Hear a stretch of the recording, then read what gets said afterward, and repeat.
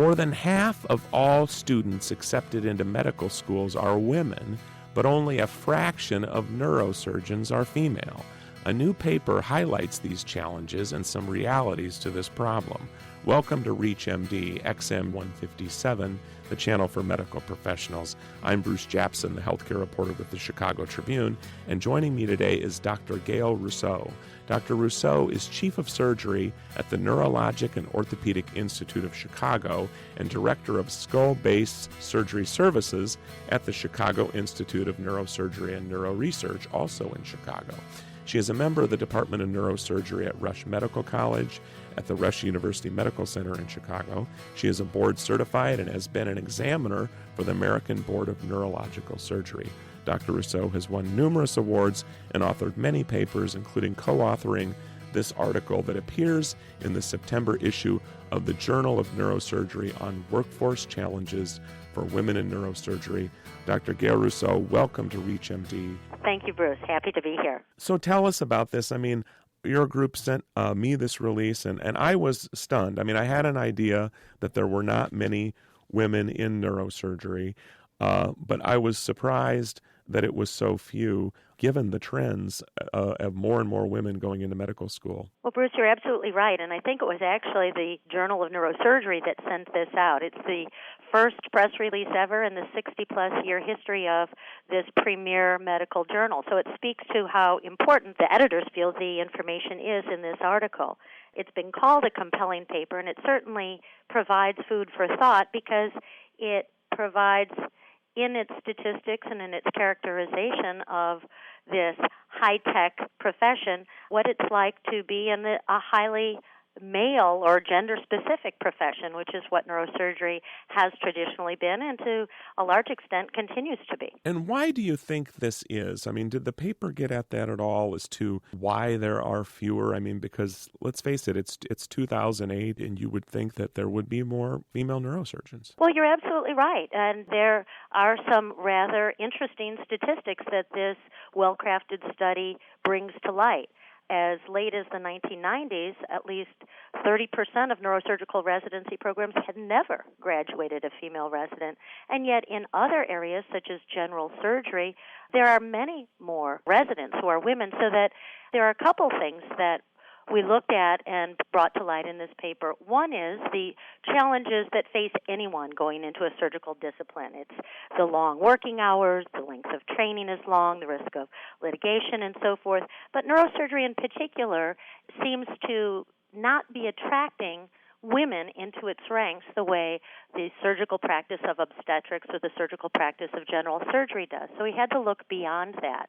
And in so doing, we've, I think, been able to characterize some of the barriers, and what's the good news about all of this is that the leadership of the American Association of Neurological Surgeons is absolutely committed to making sure that the best and brightest of all medical students, be they male, female, pink or blue, black or white, are attracted to neurological surgery. So that's the good news in this paper. Could you tell me, actually, given your history, I mean, we've known each other for some time, tell me a little bit about, maybe why you went into neurosurgery, and maybe there were some challenges even from your personal experiences, and also if you could highlight that relative to the paper that could, maybe be overcome. Sure. Well, the reason why I chose it, and I think the reason why anyone would choose neurosurgery, is because of the endless fascination we all have with the human nervous system and in particular with the brain.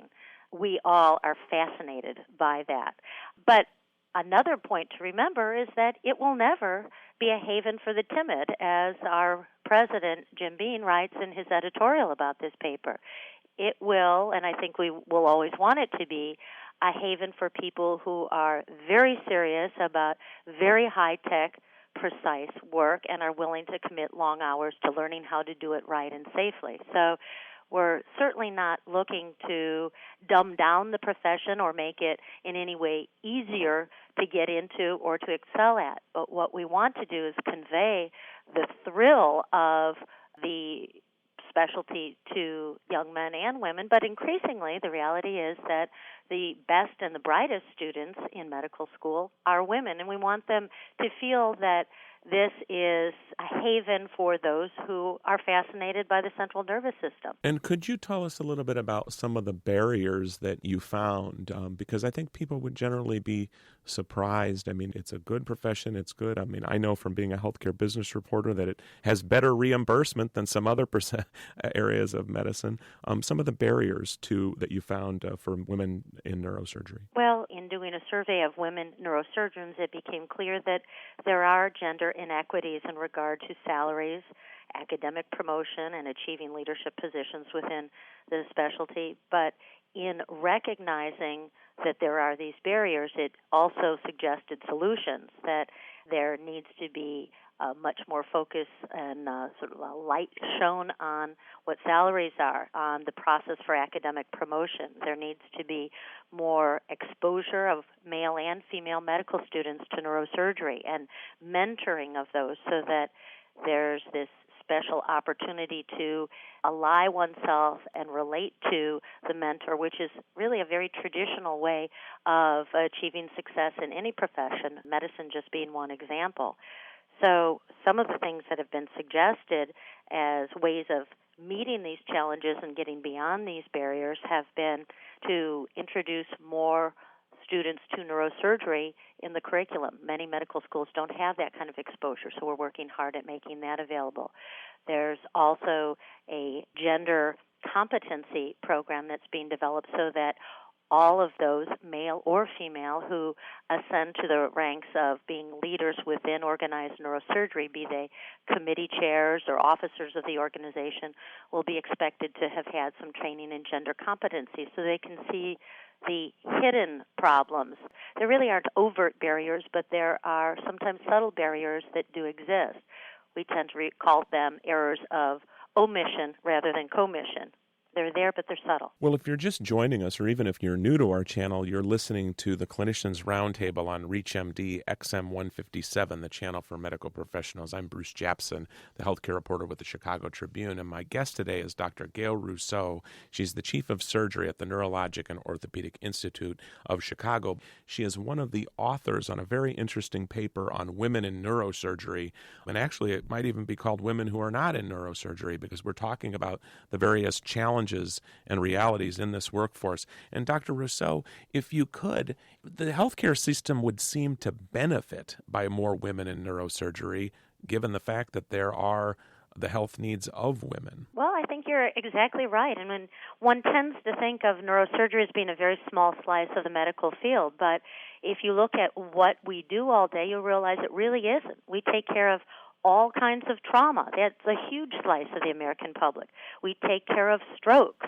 We take care of patients who have any kind of spinal pain. Think how many people you know who have neck pain or back pain.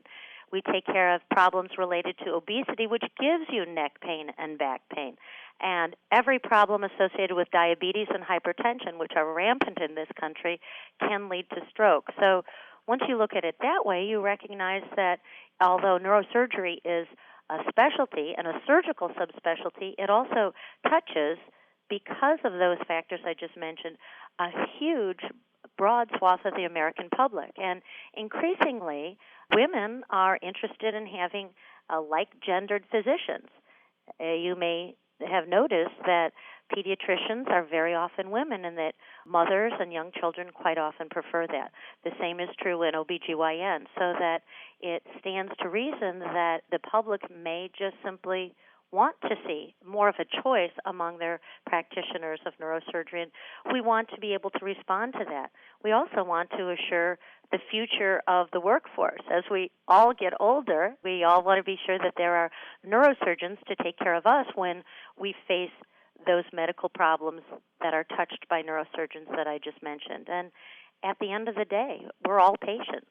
We want expertise and we want choice in our practitioners. And some people might be listening who might say, well, you know what, maybe the market would work itself out, that if there are so few neurosurgeons, and if I'm a savvy hospital administrator, I would want to recruit a female neurosurgeon. Do you think that that's going on, or do you think that will go on, or have there been challenges as addressed in the paper? Well, that's a very good question. I think it certainly is something that, although it's not happening a lot. I'm not aware of it, but yet there are patients in my personal practice that I've seen who have said, I'm coming to you because you're a woman, and they just simply feel more comfortable with that.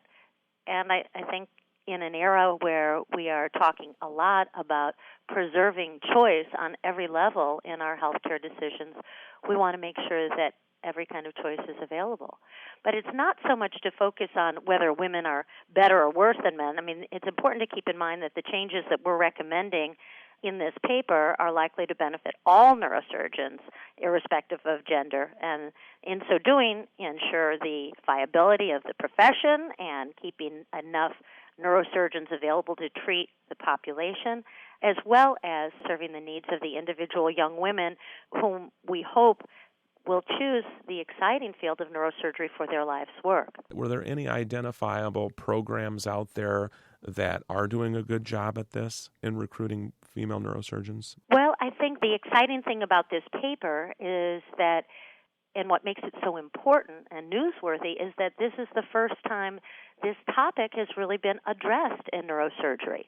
In neurological surgery, we tend to be nose to the grindstone. As I said, it's certainly not a haven for the timid, and the sheer volume of the work has kept everyone focused on advancing the frontiers of neuroscience. But along the way, we haven't thought a whole lot about how we are developing the specialty to keep pace with the changing nature of who are the medical students who will be populating our residency and our profession. So I think that's what's so important and interesting and even compelling about this paper, is that it's the first time neurosurgery has published anything like this. And it's to the credit of the leadership of the organization now that they came to a group of senior women neurosurgeons and asked for a white paper on the topic, and not only greeted its arrival with enthusiasm, but have really taken to heart the suggestions in it, made sure it was published in one of our premier journals, and are adopting the action plans that are outlined in the paper. Well, with that, I would like to thank Dr. Gail Rosseau, who has been our guest. She's the Chief of Surgery at the Neurological and Orthopedic Institute of Chicago, and we've been talking about a very fascinating paper on women in neurosurgery. And if you would like to read this paper yourself, you can go online at www.aans.org.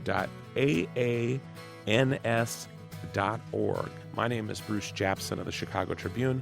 I've been your host on the Clinicians Roundtable at ReachMD XM 157, the channel for medical professionals. If you have comments or suggestions about today's show, please call us at 888-MD XM 157.